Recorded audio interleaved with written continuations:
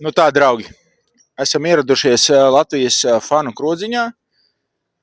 Šodien esam izpildījuši savu normatīvu 100 pumpīšu un 100 pietupienu no rīta. Un, principā, lielāko dienas daļas pavadījām numuriņā, atpūtāmies. Tātad esam atbraukuši ieradušies atbalstīt mūsu izlasi un nomizot Snoop Dogu. Kalvi. Tā, nedaudz par hokeju. Izskatās, ka būs ļoti labs mačs. Visi ir tāds maziņš inside informācija no ģērbtuvēm. Visi ļoti labi jūtās, visi tic, un mēs arī ticam. Jā. Būs labi nianses, kur Janka pastāstīs par hoķīti. Es pēc tam nedaudz pieskaršos vēl notikumiem ārpusē. Jā, draugi, mēs atrodamies Novo Milano pie kroga, kur šobrīd pulcējās Latvijas izlases atbalstītāji, kas ir aptuveni 500 līdz 700 metru gājienā no Olimpiskās arēnas hokeja. Un, kā saka, šodien esam atbraukuši šeit un pulcējamies, lai varētu nomizot Snoop Dogu.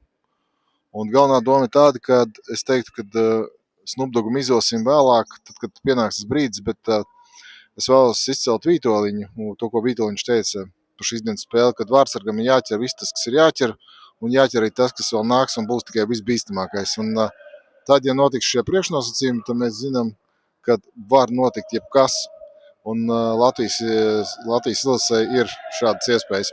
Un vēl būtiski, draugi, es gribu arī pieminēt to, ka jebkurš rezultāts hokejā sāks no 0-0, un šī ir pirmā spēle Latvijas izlasē pret lielo grandu ASV, un ja mēs pastamies pēc būtības, tad es domāju, ka mums ir psiholoģiski priekšrocības savā ziņā, kā underdogam noperformēt. Un redzēsim, kā ies. Kalvi? Tad par to, kad nedaudz hokejs, protams, ir pārņēmis pilnīgi visi. Jā. Ir vakar sākās mači, jā. Pirmā sensācija jau bija. Jā. Nosacīta sensācija tomēr. Jā. Slovākija nomizoja kārtīgs Somus. Jā.